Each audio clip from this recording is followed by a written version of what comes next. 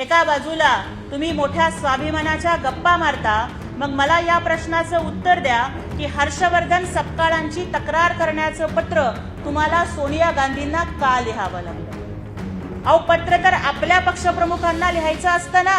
म्हणजे तुम्ही मान्य केलंय का की तुमच्या पक्षाच्या मालकीण ह्या सोनिया गांधी आहेत?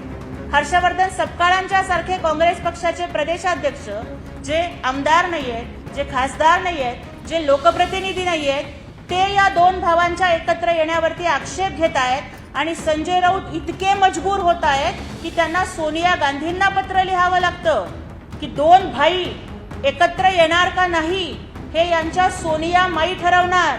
अरे मारे, इतर वेळेला दिल्ली समोर झुकणार नाही अशा पद्धतीची भाषा तुम्ही करता आणि मग आता सोनिया गांधींना काँग्रेसच्या हायकमांडला पत्र लिहून दिल्ली समोर घालीन लोटांगण वंदीन चरण हे जे तुम्ही चालवलंय, तुमच्या पाठीचा कणा तुम्ही गहाण टाकलेला आहे.